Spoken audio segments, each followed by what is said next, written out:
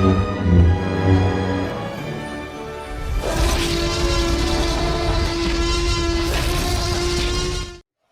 right, everybody. Here we are for episode 94 of Now Showing with Mike and Wayne. 94. It was a good year. It was a very good year. That was probably the time when like my musical taste started taking over, and other things. Pulp Fiction came out, so they're historical year for that alone. So life is rough right now in this country. For women specifically. So my three choices for buddy movies this week revolve around women, and then I'm going to select a trio of films that are specifically tied to Roe versus Wade, and the whole fucking just crazy nonsense that's happening right now in our country. We could have an entire podcast about that, but we're not going to because we talk movies here. So we're going to kind of let the movies speak for us. No, I hear you. It's if the country wasn't already ripping at the seams, this kind of added a lot of fuel to the fire, if you will, or any other saying I can come up with to kind of get the point across. But yeah, just kind of like, here we go again. Right, exactly. It almost seems to be a weekly occurrence. It's like, oh, well, there's this we got to fight about now. All right. So the first movie I'm going to talk about, again, we're doing buddy movies. It's somewhat of a relation to one of our movies that we're reviewing. I'm going to choose Booksmart, directed by actress Olivia Wilde, written by Emily Halpern, Sarah Haskins, Susanna Fogel, and Katie Silberman. Great movie. Caitlin Dever and Beanie Feldstein star in the film. So it is a story about two seniors who have put their whole dedication into getting great grades and getting into the best of schools, and forgot that high school is technically supposed to be fun. And they kind of it all culminates over their last summer together, and they just basically decide to say yes to everything and go on these crazy hijinks, these crazy parties. I remember that Jim Carrey movie. Yeah. Yes. Funny story about this. Before I figured out who Beanie Feldstein was and what she's really, I'm like, dude, she almost looks like a female Jonah Hill. Lo and behold, there's a reason. It's amazing that siblings can resemble each other. And she goes by Feldstein. So then a lot of times when she started becoming known, people didn't realize that they were related. But she started to make a name for herself. So, she played Monica Lewinsky recently in that miniseries. She just did Funny Girl on Broadway, so she's kind of getting out there.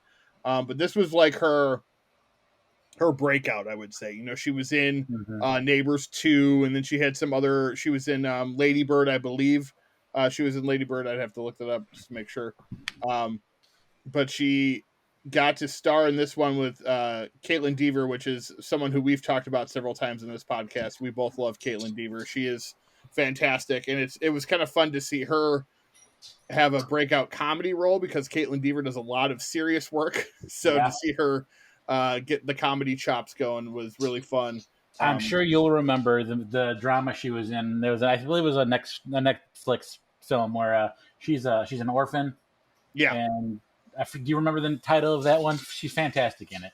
I forget what that one is, but then there's the one called I think it's Unbelievable, where she plays the victim of a sexual assault, and the cops ignore her, and it's Toni Collette is the same cop. Thing. I believe that's the same. What we're talking about. Okay, one. That one is fantastic. Yes, and she's really good as basically the ignored victim, because her lifestyle leads them to believe that she brought it on herself and stuff. Very, very great movie. Yeah. Obviously, very tonally different from Booksmart. But I like Booksmart because it's it's really smart. Hence the title. It shows that women can get into these hijinks too. I think that a lot of times when we see, like something like Superbad, the women aren't really having the fun. And I think with this type of movie, it was fun to see that everybody was kind of in on it, and that everyone has this kind of sexual awakening And it's a really fun movie, very smart movie, hilarious from start to finish. The two leads are great together. They have great chemistry. It works, well with a combo of Superbad. I don't like that it is like Superbad. I just don't like when people call it the female Superbad. I feel like that lessens it a little bit. Just It, like when Bridesmaids was, oh, it's a girl hangover. right, exactly. It's you don't get another movie that's like Hangover that stars a bunch of dudes and call it, oh, it's this Hangover. But when you throw girls into it, it's got to be like a carbon copy, and it's not. It's its own thing. It's a very smart movie. It's very emotional at times too, as the friends go through turmoil and stuff like that, and as they yell at each other, as you often do in these films. But yeah, I really like this movie a lot. So if you haven't seen Booksmart, it's usually floating around on like Amazon Prime or somewhere to view, or Hulu. So go check it out. It is really good, and I highly recommend it. Wayne, what is your first buddy movie of the week? When we came up with the topic of buddy films, I immediately went to Tommy Boy, Chris Farley and David Spade. Obviously, we've talked about this one a lot. I mean, it's incredibly quotable. It's Farley at his best, and it's Spade. I love David Spade, I do, but he's very much a sidekick. He's definitely Robin to Chris Farley's Batman. I don't want to spend a whole bunch of time on this one, but it is one of my absolute favorites. And because we are talking about buddy films, I wanted to just start it off strong with something that I have loved since childhood. And yeah, You want me fluff pillow? I wonder if she dates one of the Yankees. Oh god, that movie is, like you said, it's endlessly quotable.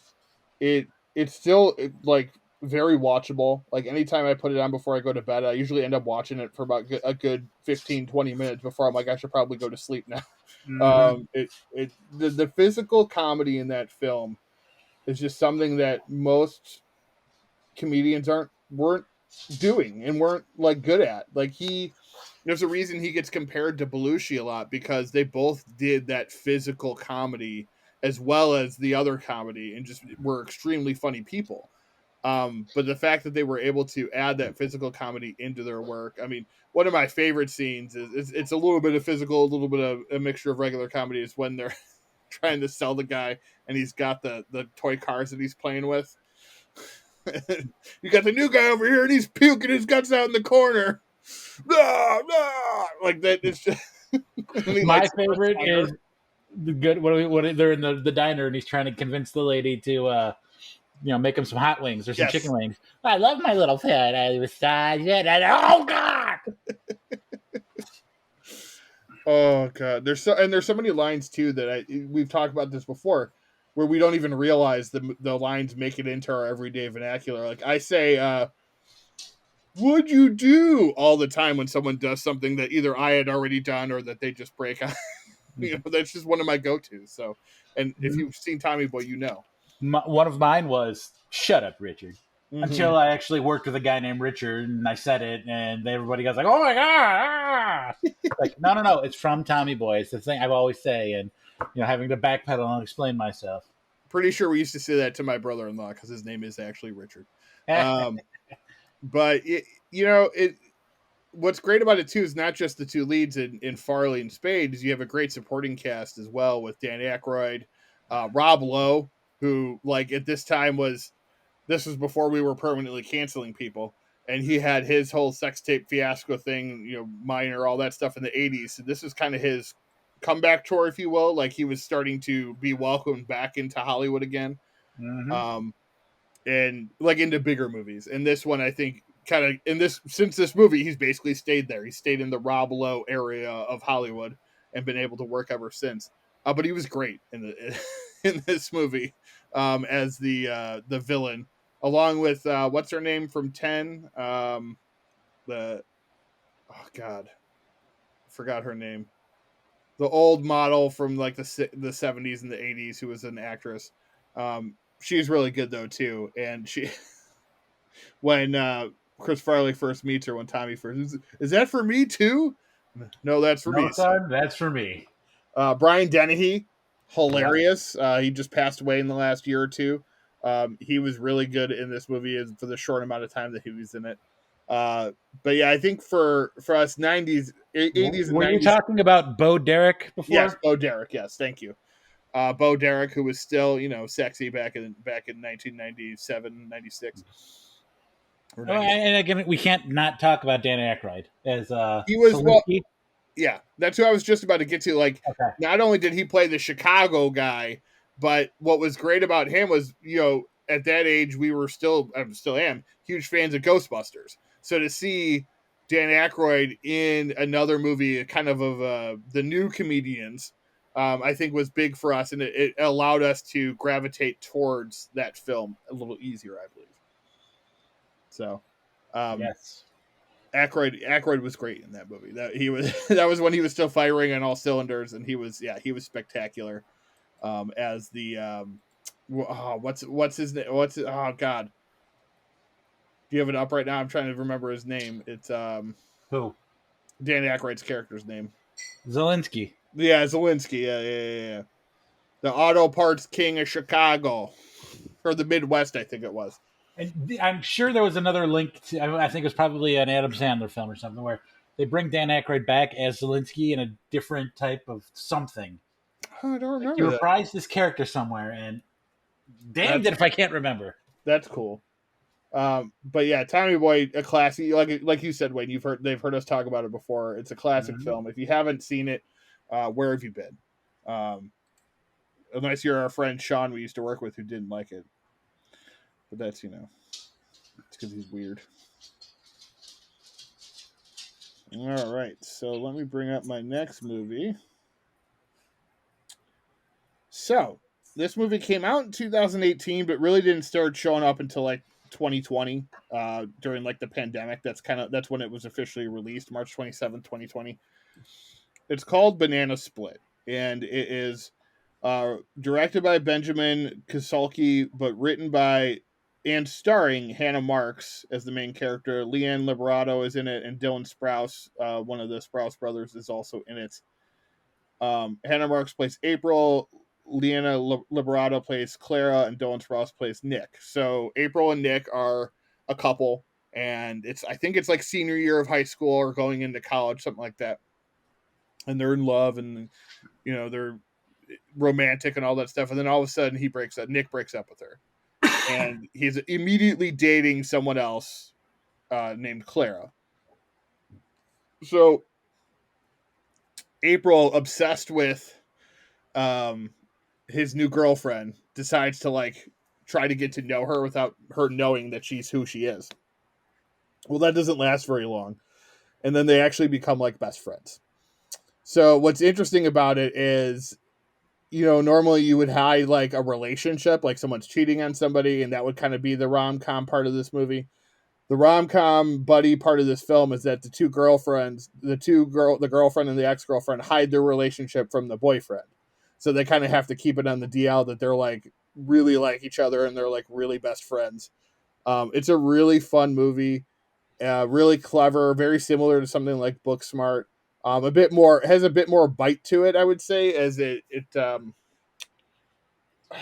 not that Booksmart doesn't allow the girls to explore their sexuality, but I think this Banana Split wasn't worried about it wasn't a big studio movie, so they were able to kind of do a few more things that were a little bit more raunchier, I would say. But it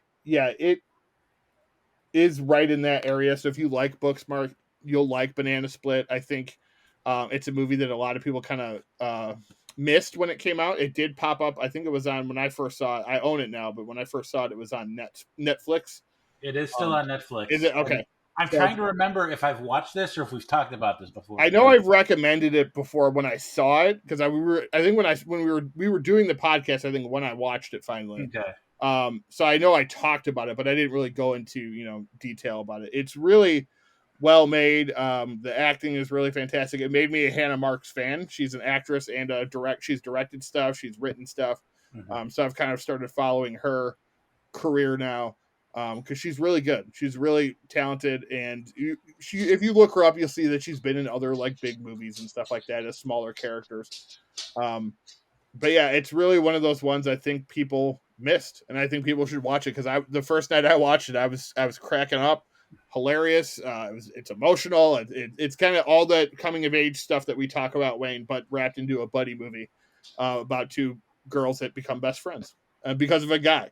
So I think it's a real interesting, very modern day buddy film. So definitely give that one a look if you have not seen it. It's very funny. It's also very short too. I think it's only like 87 minutes or something like that. 88 minutes. So it'll help you pass the time pretty quick there. All right, Wayne, what's your next one? All right, journey back with me to 1978 via 1999's Detroit Rock City. Oh, all right. For those of you who are not aware, first of all, shame on you because this is a fantastic movie. Yes. In 1978, four rebellious teenagers tried to scam their way into a Kiss concert. What a tagline. This is another one of those films that is right up there with Dazed and Confused for me. It's like the genre era or the era type film where you've got the coming of age story, but not in such a serious light that deals with all like the heavy stuff. It's just like, how are we going to go and see our favorite rock band? What do you mean your mom burned our tickets?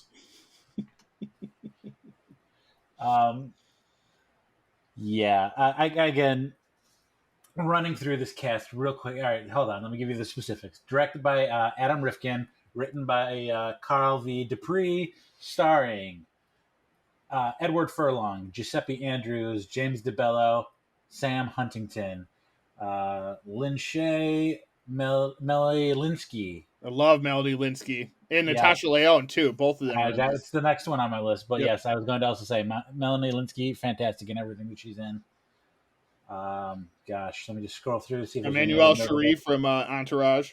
Yeah, Shannon Tweed, the wife, or I'm sorry, the maybe wife now, domestic life partner, ex-wife, Gene Simmons' partner. Yeah, right. Obviously, Gene Simmons is the bassist in Kiss. For those of you that don't know. So, do we need to like talk about who Kiss is for people that don't know? I think no, because that was going to be kind of what I was going to say here. Similar to like what we talked about last week with the boxing films, Wayne. I love this movie. This movie is a national treasure in my opinion. I grew up on this film like you did in our formative high school years. I don't like Kiss. Not a Kiss fan.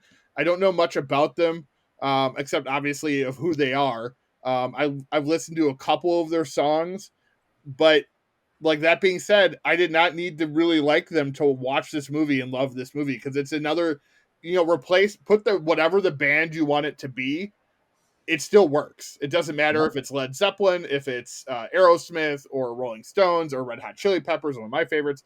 It's about the group of guys and having a something in common and using that to basically be best friends.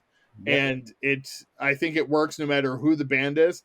It helps if you know who Kiss is. I mean, at this point, I feel like most people would at least know Kiss. You know what I mean? Even the younger people like, oh yeah, that's some sort of rock band or something. They were one of the first rock bands to be very theatrical. So like if that's something you like, you might like Kiss. But they weren't like metal though. They were more rock and roll songs, but they looked like heavy metal guys, but they really sang like pop rock and roll music.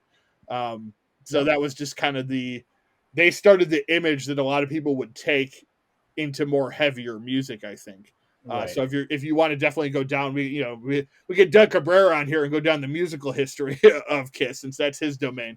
But the movie itself, I don't think you really need to know who they are, just that they were a very popular band in the 70s, and that this group of guys is the type of people you would expect to see back then. Edward Furlong is great in this movie. He's not necessarily the best of actors, but when you give him the right role, he does really well, and I think he did well in this one. Giuseppe Andrews, he would go on to be in Cabin Fever and a bunch other like horror films and stuff. He's really good. Mm-hmm. Sam Huntington, I kind of look at him as like the slightly older version of Paul Dano because they look very similar and they played Yeah. some similar roles growing up. Like if you look at some of Dano's earlier stuff, it kind of mirrors Huntington's earlier stuff. He was really good. James DeBello, that was I think the find of this movie because he's the stoner buddy, and he really hadn't been in much before this, but this led to him. He was in Scary Movie. He was in what else was he in? Was he in Cabin Fever? No, he wasn't in Cabin. Maybe he was in Cabin Fever, but he was in other movies too after this. But Scary Movie is the first one that comes to mind because it was like directly after this. His is the most memorable character interaction scene with trying to get the tickets with the little kid, the buff brother. Yeah. You got spunk. Yeah, he was like kind of like one of those revelations you see. Kind of like I compare him to like T.J. Miller in Cloverfield. Like when you watch that, you're like, oh man, this guy's really funny. That's how James DeBello is in Detroit. You're like, I've never seen this person before, yet he's hilarious. Where has he been?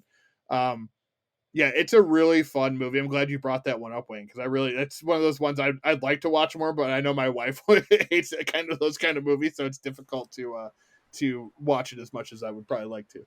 Right. But if you haven't seen Detroit Red Sea, is it streaming anywhere, Wayne, right now? Let me take a look. I believe it's listed on Prime Video to rent or buy. Okay. Starting at $2.99. So it's definitely worth your $3, folks. Yes, it is. All right. So my last one is going to be. I was going to try to do a couple horror films, but I decided just to stick with one. There's a movie came out in 2017. All my movies are right from around the same time.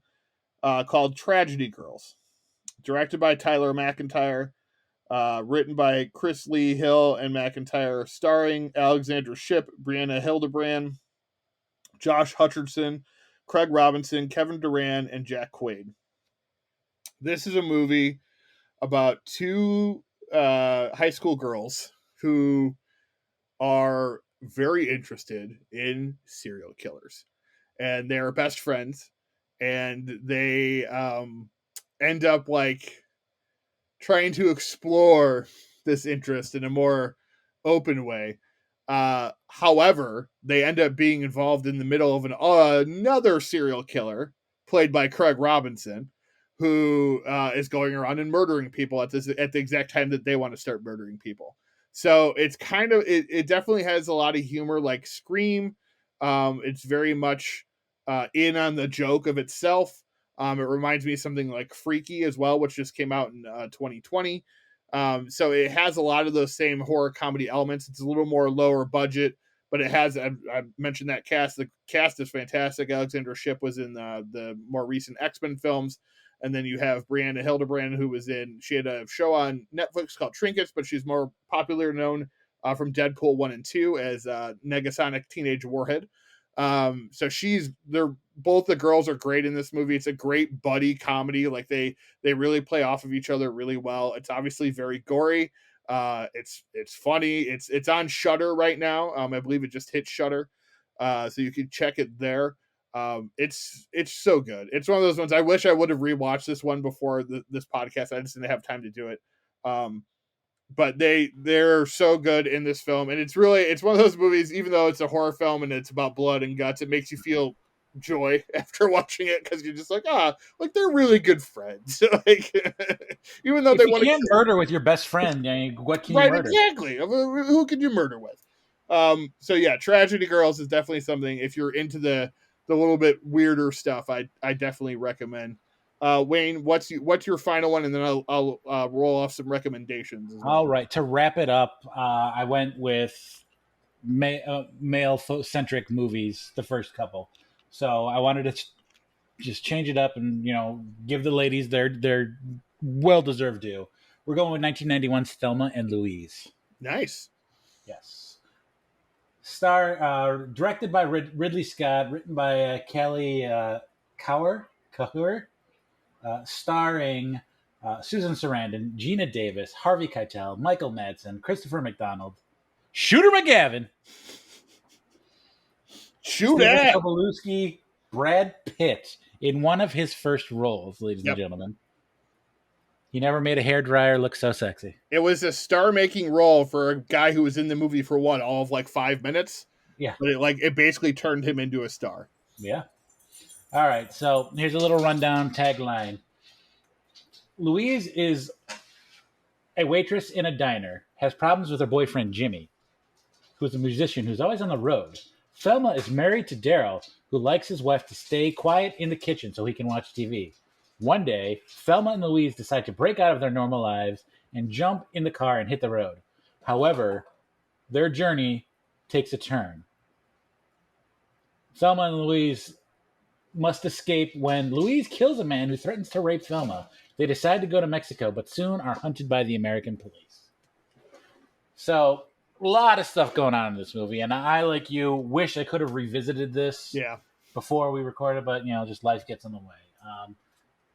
You're just talking about the ultimate, buddy movie, in my opinion. You got two friends that care about each other deeply. Each has their own shit going on in their lives, and they decide to say, fuck it, let's hit the road. Obviously, from the description, some shit goes down. And since this is a 30-year-old movie now, I'm not going to really care about spoiling it. This has got the iconic ending where they drive the convertible off the cliff holding hands. I remember, Wayne, so this movie, like, I probably shouldn't have seen it when I did, but I saw it, like, on TV, like, in probably 91 or 92, whenever it hit television. Mm-hmm.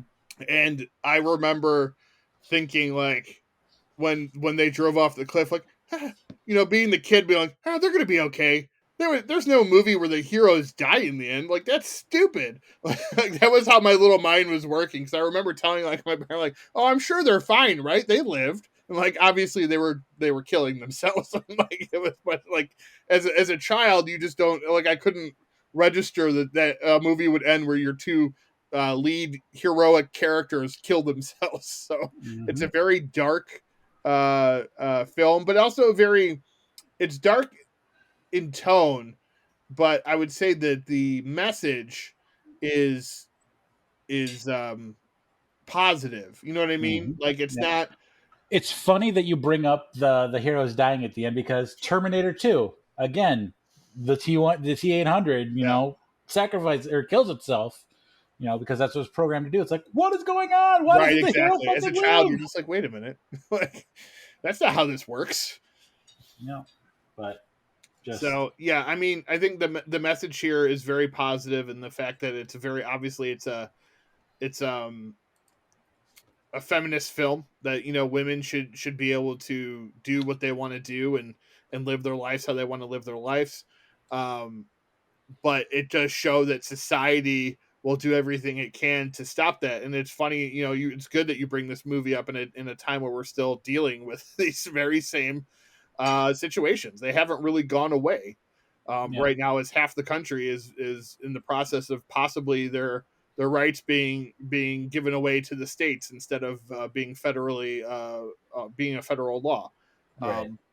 And this movie is one of those movies I think people should watch to kind of understand where women having control of their lives is an important thing. It's one of those films that was nominated for 6 Academy Awards, so it's obviously the most respected film on our list, I think, of today that we talked about. I think it won screenplay, I think, too. Won Best Original Screenplay, but Ridley was nominated for Best Director. Both Sarandon and Davis were nominated for Best Actress. So, you have a lot of pedigree in this film. All three of them have won Oscars, so it's a really good film. If you have, I'm actually interested to watch it again because it's been a long time since I've seen it, so I'd like to go back and just revisit it. Mainly just to see sexy Brad Pitt, see how he got his start. But and since we're talking about 1991, I want to squeeze this other one in really quick here. Fried Green Tomatoes, another classic buddy movie. Granted, with older women and younger women kind of mixed together, learning life lessons from themselves. Pretty dark too, right? Yeah, you forget about that a little bit. I think that was your wife that told us that and what it was about, and I was like, "Wait, what? That's what that movie was about?" Because I saw it as a child, and I don't remember like being like, but that like, oh wow, like that's pretty dark. Yeah, Miranda just whispered over my shoulder, "Fried green tomatoes." I'm like, "All right, let's look it up real quick." So yeah, real quick, Fried Green Tomatoes, directed by John Avant, writers Fanny Flagg of the novel, and Carol Sobieski wrote the screenplay, starring Kathy Bates, the iconic Jessica Tandy, rest in peace. Mary Stuart Masterson, Mary Louise Parker. You have to be named Mary. I love both Marys. Yes. Mary, why you bugging? She's also in this. Cecily Tyson. Chris O'Donnell. Shut up, Robin. So yeah, just a real quick, shoehorn it in real quick. Here's the tagline just in case anybody's interested in this one. Evelyn Couch is having trouble in her marriage, and no one seems to take her seriously. While in a nursing home visiting relatives, she meets Ninny Threadgood, an outgoing old woman who tells her the story of Idgie Thurgood, a young woman in 1920s Alabama. Though Idgie's expiring life, Evelyn learns to be more assertive and builds a lasting friendship of her own with Ninny. And again, this is just spur of the moment. I don't remember what the big reveal is about this movie, but I'm not gonna say it because I want people to, because I know. So when I rewatch it, which I'm gonna watch it at some point again, I'll be like, oh my god, I still can't believe that's what it is. But it's pretty dark from what she told us. So. It's about taking care of a problem, if you know what I'm saying. Yeah, exactly. Yeah, fertilizing the garden, if you will. If you've seen the movie Snatch, just think of that villain and what he does. Whoa! This is a family show, hey, sir. Not that movie, a different movie, Snatch. All right. So other recommendations I have, 3 specific to what's happening right now in our country. Unpregnant, Never, Rarely, Sometimes, Always, and Plan B. All 3 movies are about young girls having to travel to get either like birth control or pregnancy tests or abortions throughout the country, because it's not, certain places that these people live, they can't do it there, so they have to go somewhere else. So it's just kind of crazy to be in this moment right now that we're in. And then they have those 3 movies, to have 3 movies that are very new. Kind of scary, honestly, that we still have to keep making this content to hammer home that this is an important issue. Plan B. We reviewed that one about 6 months ago, right? Yes, we did. Yes, Plan B was very good. Unpregnant, very similar to Young Girls. That one's on HBO Max, and I believe also Never, Rarely, Sometimes, Always is also on HBO and HBO Max right now. It won't be there forever because it's not like an original or anything, but it is there. Couple other ones: horror film Daniel Isn't Real, which stars Patrick Schwarzenegger and also Tim Robbins and Susan Sarandon's kid, Miles Robbins, and they play, one of them is a person, the other one is an imaginary person, and it gets really nutty, but it's a really like twisted buddy movie, I would say.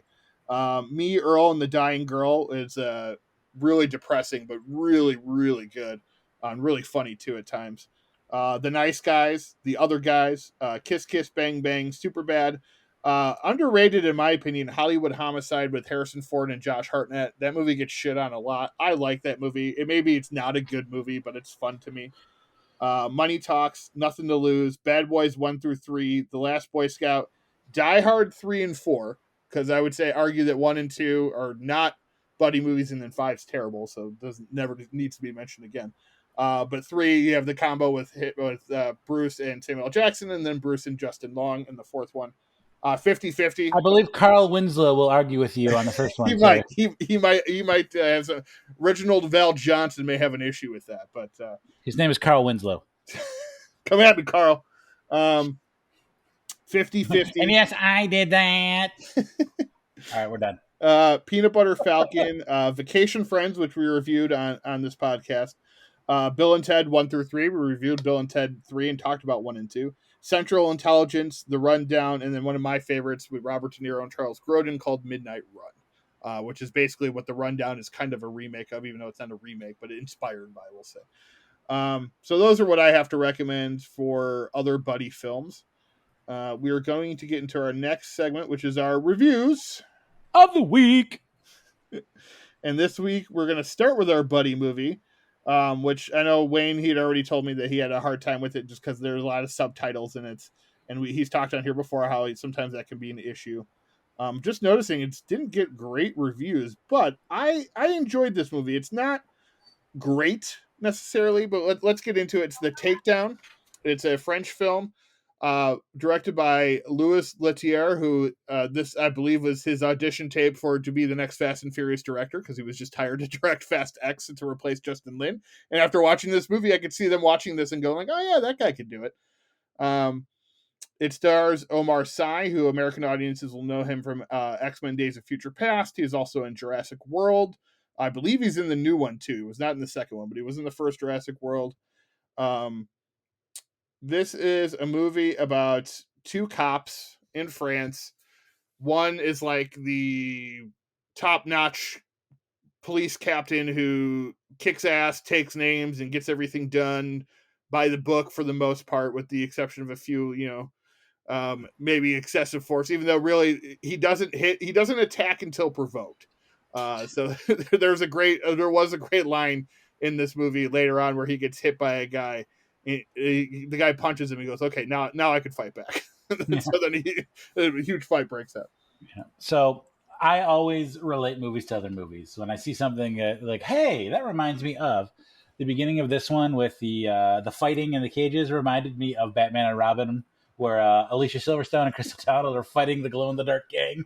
Nice. I was like, why is my mind going here? But I totally went there. Like, if I see bat nipples. Not the best comparison for The Takedown. Right now, if they're listening, they're like, what the hell, man? Batman and Robin. Yeah. Well, you know what? The scores are kind of similar, so... Yeah, very true.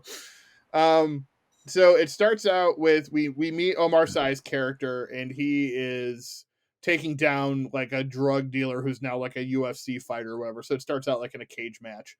And that gets like big news. So they decide that they're going to make him the face of the police because he is a minority. He's black. They want to get that out there, and he's against this. We then meet the other cop, who is a white cop played by Laurent Lafayette. He plays Francois Manga, and Omar's character is Osman. So Osman and Francois are friends. They were friends like 10 years ago. They were in the academy together. They came up together, but then one of them took the captain test and passed it. That was Osman, Omar Sy's character, and the other one did not. And he kind of like went in a downward spiral, slept with a girl that Osman liked, and the relationship has basically been fractured ever since. Well, when this case takes Osman to a small town in France, Francois weasels his way onto the investigation. And there's a good moment too where he's like, so who'd your dad call to get out of here? He's like, no, it wasn't my dad. My mom's friends with the chief's wife or something like that. So he got added to the investigation. And there's a lot of good comedic back and forth throughout this movie. I chuckled quite a few times. It does lag a little bit. It is probably a little long, I would say. But the action sequences I thought were really well done. It basically it's a movie about two guys who take down Nazis, and you never root for the bad guys. There are some twists and turns and some people that you think are good or not. But overall, I thought it was a very entertaining film.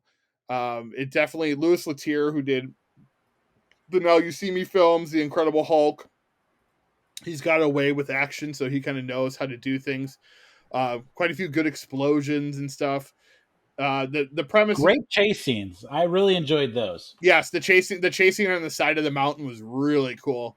Lots of good chase scenes that, when you have a good like buddy cop movie, that's something you need. It reminded me very much of a Bad Boys style team up, just with a lot more jazzy score to it. It does have like this weird kind of like jazzy score underneath it, which feels a bit odd sometimes. Omar Sy is really good here. I like him as an actor, so I hope that he gets more American roles. People may know him from Lupin. That was a huge Netflix show this last, I think, end of last year, about a French thief that he was in. He was in that, and that was, I know that got a lot of attention on Netflix. There are 2 parts to that one, I believe. But yeah, it's It's a fun movie.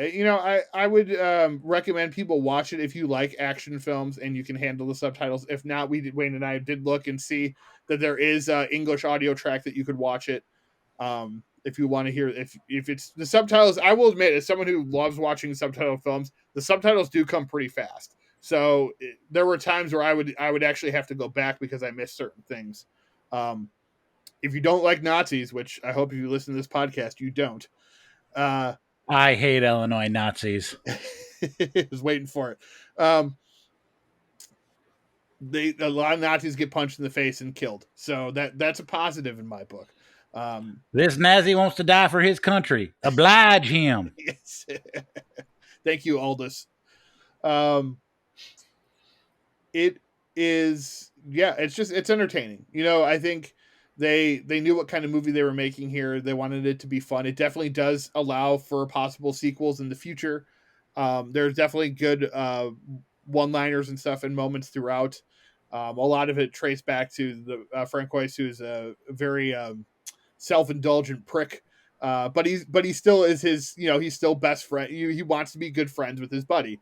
But there's a lot of moments where like he'll apologize and his buddy's like, what do you want me to say to that? He's like, I don't know, maybe thank me for apologizing. He's like, it's like, dude, seriously. Like, it's not always about you. But I think it played off really funny. There are a lot of moments where I chuckled out loud. There's a great action sequence at the end, Wayne, talking about the chase scenes where they're chasing the villains through the small town in France and the head through the pipe. I know you didn't need subtitles for that part. That part, I was like, when that happened, I was like, oh my God. Like, there's a character whose head gets lopped off and then the head rolls through this pipe up top above them and then the head falls onto their car. It was pretty impressive.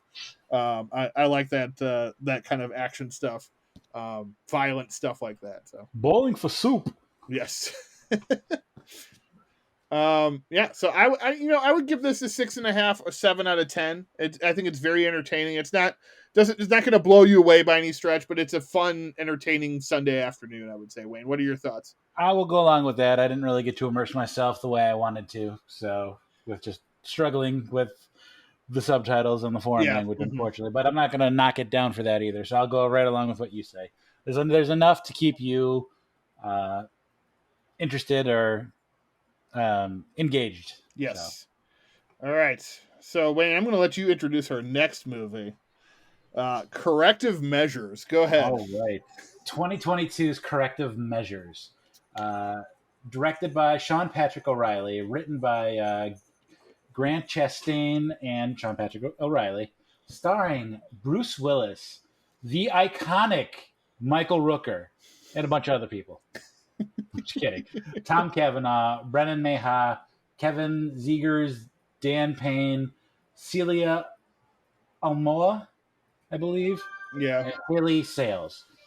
So here's a little tagline for this new movie that you can watch for free on Tubi. Set in the world's most dangerous maximum security penitentiary, home of the most treacherous criminals, tensions among the inmates and staff heighten, leading to anarchy that engulfs the prison and order is turned upside down. So think about supervillain jail, excuse me. Lot of thoughts on this one. God, it's hard to see Bruce Willis in this movie. It was him struggling to talk and deliver his lines. It really was. Now that we know what we know, I'm like, they had to be feeding him his lines because everything was just like, say, what are you doing here? And it was like, what are you doing here? And I was like, oh my God. I'm like every time he speaks, and I'm not saying that like it makes the movie bad or anything. It's obviously noticeable now that we know what he was going through his last few movies. When you think of the man from Moonlighting and Die Hard and countless other, very engaging, charismatic roles, to see him struggling to deliver lines like this, it's heartbreaking. Yeah. So, but again, as a whole, I enjoyed this movie a lot. I feel like it could have been a lot better, though. I was surprised by how much I did enjoy what we got. it wasn't fleshed out enough for me because I kind of you It kind of had has, to write and make up your own mind about things about what's yeah, happening, and like yeah. I would have if this had about 20 more minutes for lead up and development. I think this would have been much better. I think money wise, if it had a bigger budget, because like they relied a lot on the news people to like move their Yeah, plot along, which was really lame. Um, that was the hard part because that's what looked low budget to me. Really, it did, yeah. It really did. And the people they hired to play the news people, like you could probably have gotten like real news people to make it like look legitimate. I feel bad if those were real news people because it didn't feel like it. yeah. Um, I think the dialogue, They're the weekend anchors. It's fine. yeah, I think the dialogue is what kind of for me what ruined this movie. Yeah, Because I thought it had some cool ideas. I like the idea of of a supervillain prison. It is based on a graphic novel, so it is based on something that is out there to read. I've never read it, so I'm not sure how good the graphic novel is, but the dialogue seemed very clunky. There were moments where Michael Rooker would say something, and God bless Michael Rooker, like you said, he's great. He was trying so hard, and you know that like he's your typical like old school actor who's not going to ad lib a lot. So you could tell that he was doing his best to read the script and how it was written. And most of the time when he was done speaking, I'm like, I have no idea what the fuck he just said. Like none of that made any sense. And it was really bizarre. And I think too, like we talked about Bruce Willis, like you're relying on Michael Rooker to then basically have a one-way conversation with himself essentially because of yeah, how Bruce Willis is able to perform at this point in his career. Again, unfortunately, I'm glad that Bruce was able to do this. This will unfortunately probably be the last new movie of his that we were able to review because I don't think that any of the other ones are going to be like this one was free on. It was a Tubi original, so we were able to review it for that. And it was a substitute as the other movie that we were supposed to review for some reason did not pop up on Hulu. So I had to switch at the last minute. And I knew I kind of wanted to watch this one. The action sequences worked, like the fighting is really good. The guy yeah. that played Payback, I thought did a decent job. Tom Cavanaugh, interesting to see him in this. People will know him from his TV show Ed, and then he was also on The Flash or I think he still is on The Flash because they have so many versions of every character on that show. So he's still on that show, I believe. I don't know Right. what version of the character he is, but he's on that show. It didn't do a lot for me, Wayne. I think the story left a lot like to be desired. I did like the ending a little bit, and how it happens, and especially because of one actor who will, if they ever do a sequel, probably will not be able to return. So they kind of Mm-hmm. corrected that, Yeah. which I think is interesting in a way how they did it. Daniel Cudmore from the X-Men movies, he plays Diamond Jim. I thought he did a pretty good job as one of the villains. He's basically giving one of the main characters a hard time. Payback is the guy that everybody wants to beat the shit out of in prison because he's the one. He was kind of like if you threw a cop in prison, that's what Payback is because he goes after all the criminals. He's a vigilante Yeah. essentially. Think the Punisher, but Yeah. a poor man's version or the generic version of the Punisher. Yes, I honestly, not that he was great necessarily, but I would have liked more of his backstory. I think, Yeah. like, I feel like the other thing is they focus on this. Was it Diego, right? The Yeah. Hispanic kid. Like, Diego Diaz. he really doesn't do much. So, Yeah. like, it would have been nice to like take the like Payback to have been the main character inside instead of Right. Well, when they all get their powers back, Diego's power was, I guess, he's an empath, or he yeah. feels So he everybody's feels everyone feelings. else's emotions. Yeah. So it was like it's a And you don't shitty really fucking get that power. until it's happening. So it's like, He just like starts crying. You're just like, okay. well, it's like with Payback. He's in the very beginning. He's doing something, and then totally switches direction. Like, wait, what the is going on?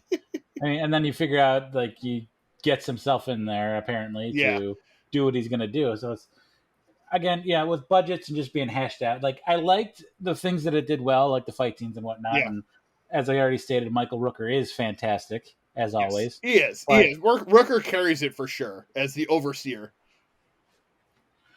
but other than that, it's just, I don't know. I'm You thinking did it's say maybe you in like, enjoyed it though. You had a good I time going did. through it. Yeah. Yeah, so I might get a 4.5, I Okay. guess.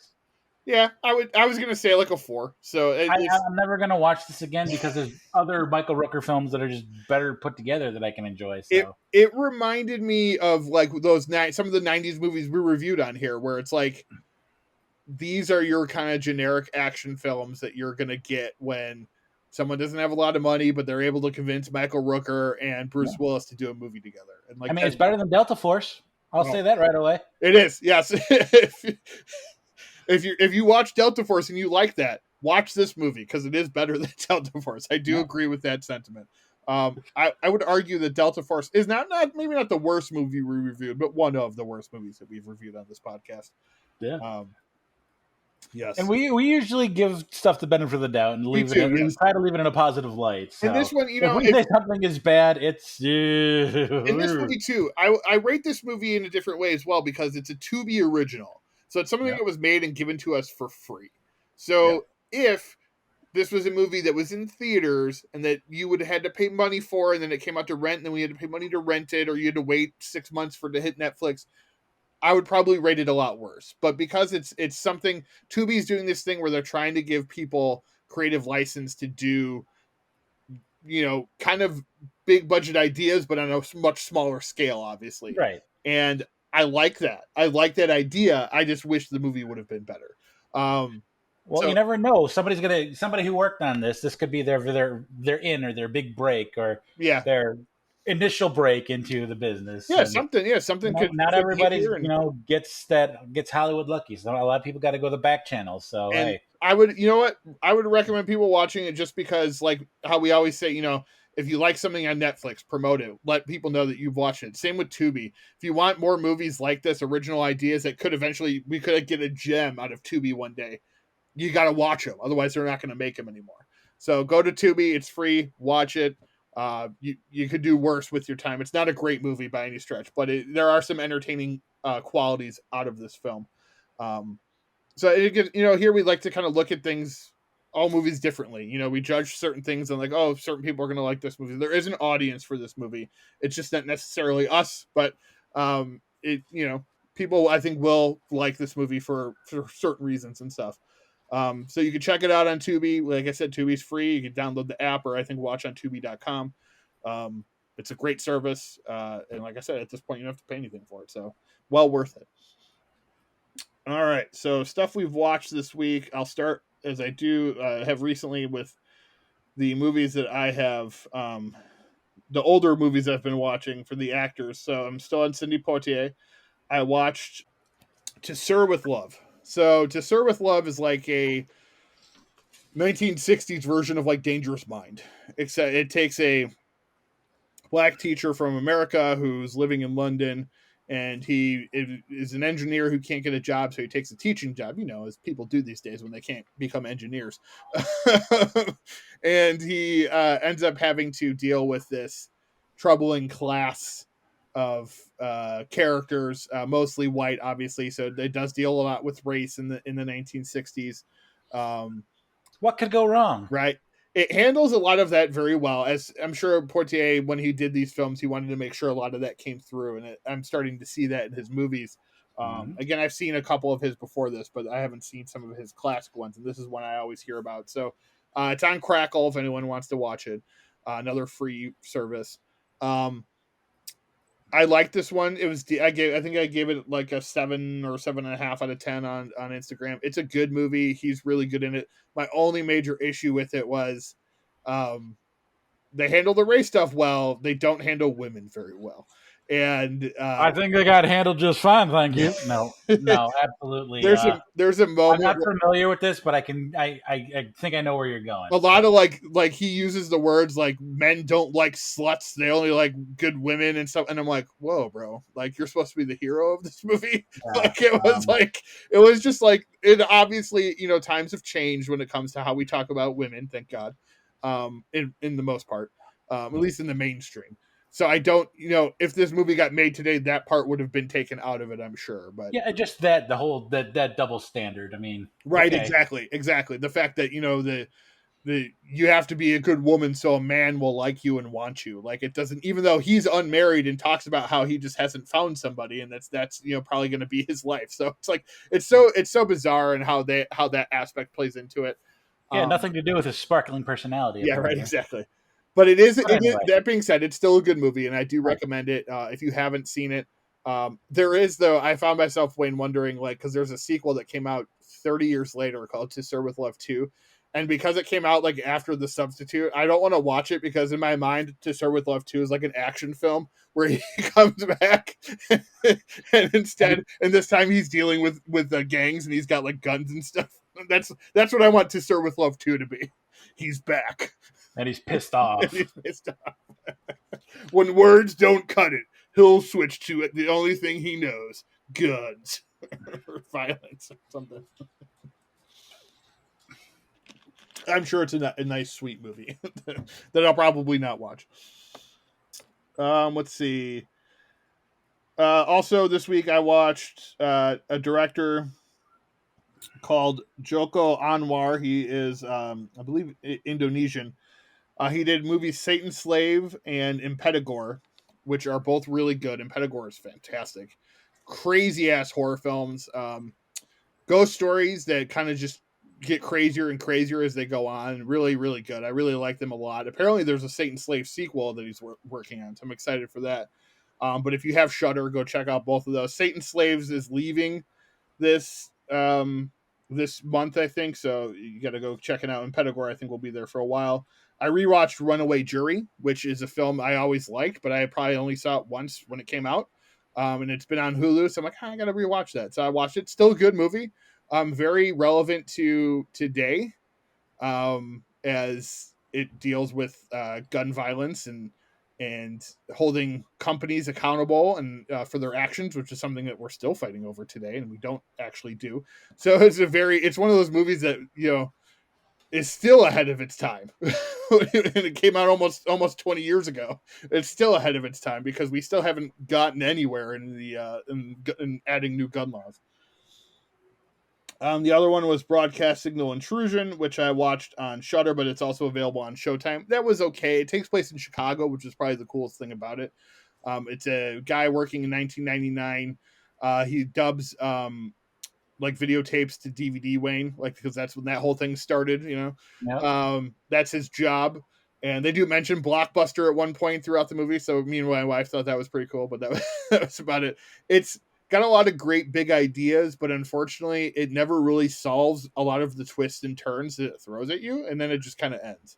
So when you have no like resolution to anything, it really just felt kind of hollow. And I didn't, at the end I was like, oh, okay, well, I guess I really don't care then, because it didn't have but Harry Shum Jr. is in it, and he's the lead. He's an Asian actor, so that's cool to see an Asian actor leading a horror film. But where that has no relevance to it, he's just a guy in a movie. So I thought that was a positive part of this film. But that's it. So Wayne, what have you watched this week? I have broken my superhero hiatus. Obviously, with the Batman recently. Yep. I caught the first X-Men. Nice. From 2000 on, so I had to go back and rewatch the whole thing, and then how they kind of touched on the whole Wolverine thing. It's like, wait a minute, we have a Wolverine origin story. Okay, so I actually watched that one in all of its glory, if you will, question mark. All of its Deadpool Cyclops. Mm-hmm. So, of course, seeing Deadpool, I had to go back and watch Deadpool, and, there you go. Very nice. I love my calendar girl. Each and every day of the year.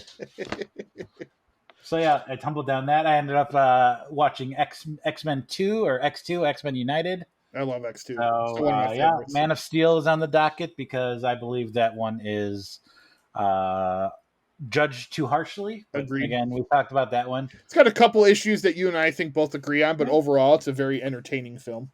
So, yeah. I finished the last season of Ozarks.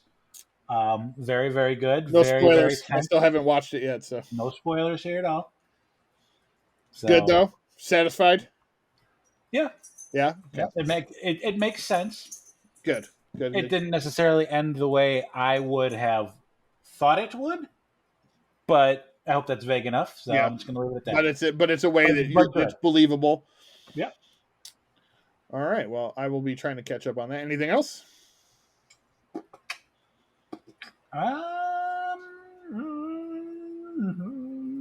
I can't think of anything off the top of my head that was relevant or noteworthy. I basically put Walking Dead on the shelf just because I'm like, I don't care. So I will get back to it eventually, but I'm giving myself a break because I need it. Understandable. All right. So on to news and notes for the week. A couple weeks ago, we mentioned that they finally cast the 2 lead roles in Wonder Twins. Well, they have now canceled the Wonder Twins movie, so that will not be happening at this point in time. Sounds like the combination of Warner Brothers buying Discovery had something to do with it because they both made the announcement. So I don't know really what the whole thing is there, but that will not, at least at this point in time, will not be happening. Horror video game Poppy Playtime is being adapted into a feature film. Peacock inks exclusive deal with Lionsgate starting in 2024. The Unbearable Weight of Massive Talent with Nicolas Cage will be the first film under this contract to stream. So it'll be like, I'm assuming, January 2024. Peacock announced 3 films that will stream exclusively in 2023. The LeBron James biopic Shooting Stars, Will Packer's Praise This, and John Woo's reimagined version of The Killer, which is his own film that he is remaking. Louis Leterrier, who we just talked about, is replacing Justin Lin on Fast X. Johnny Depp cast in French director Mai Wen's next film, Jean Dubarry. She'll be playing Jean Dubarry, where he will be playing King Louis the 15th, I believe. It's his first role since 2019. That was when he shot Minamata, which is the one that came out last year. New Jackass TV series in development at Paramount Plus. Amanda Waller spinoff being developed for Viola Davis after success of The Peacemaker. Meg Ryan directing and starring in rom-com What Happens Later with David Duchovny. Adaptation of Claire at 16 called St. Clair to star Bella Thorne. Rebecca De Mornay also in talks to join the film. Saved by the Bell reboot canceled at Peacock after 2 seasons. Original Munster star Pat Priest has joined Rob Zombie's remake. Felicity Jones from Rogue One and Jonathan Bailey from Bridgerton will star in the comedy film Maria, which Independent Entertainment will attempt to sell at Cannes. Frank Grillo to star in Brad Anderson's The Dagon, based on the work of H.P. Lovecraft. Bailey Madison and Jerry O'Connell starring in a horror director Patrick Lucier's next film, Play Dead. David Ayer will direct Jason Statham in the movie The Beekeeper, which we announced when they announced that film, so that'll be interesting. Equalizer renewed for season 3 and 4 at CBS. The Endgame renewed for second season at NBC. Quantum Leap reboot becomes first pilot for next season to get straight to series order. It will air on NBC. Jack Houston cast as Lasher in Anne Rice TV adaptation of Mayfair Witches. Michelle Pfeiffer to star in Will Ferrell Clocks from the Batman writer Peter Craig, who will be making his directorial debut. When I say The Batman, I mean the movie The Batman. Crazy Rich Asians spinoff with Gemma Chan's Astrid and Harry Shum Jr. as Charlie. Jason Kim of Barry fame will write the screenplay. Project Nemesis kaiju book series getting series adaptation from John Wick director Chad Stahelski. Fred Savage has been fired as producer of Wonder Years over misconduct allegations, and sex education star Nkuti Gatwa is the next Doctor Who. So that'll be their first black Doctor Who. That's pretty exciting, I guess, if you're a Doctor Who fan. I don't watch Doctor Who, but it's No. cool. I like that actor a lot. I like sex I education. just remember how everybody tantrumed when they had a woman. So let's see. Yeah, we'll see how it goes. People like to be upset about things. Yeah. Release is coming up. Cocaine Bear from director Elizabeth Banks set for February 24th, 2023. Cobra Kai season 5 premieres September 9th. That's about 3 months earlier than we've been getting the season, so that's pretty cool on how they've upped that one. So I don't know if it's going to be a 2-parter or what. Joe Coy's Easter Sunday hits theaters August 5th. Deaths this week. David Bierney from St. Elsewhere and Bridget Loves Bernie, dead at 83. Jerry Verdorn from Guiding Light and One Life to Live, dead at 72. Mike Haggerty, character actor from Friends, Overboard, and many other films and TV shows, dead at 67. Kenneth Welsh from Twin Peaks and Day After Tomorrow, dead at 80, and Dennis Waterman from New Tricks and Minder, dead at 74. So rest in peace to all those who passed away this last week. We appreciate you guys listening to the podcast every week. We have a lot of fun doing this. We're looking forward to continuing this. So if you have any ideas for topics or whatever, please reach out and let us know. Or if you want to come on and join us and be a guest, we're open to have anybody on. Even if we've never met you personally, it's okay. We just want to talk movies. So thanks for listening. This has been an episode of Now Showing with Mike and Wayne. Ronald Reagan, the actor? Hasta la vista, baby. Hey, everybody, we're all gonna get laid.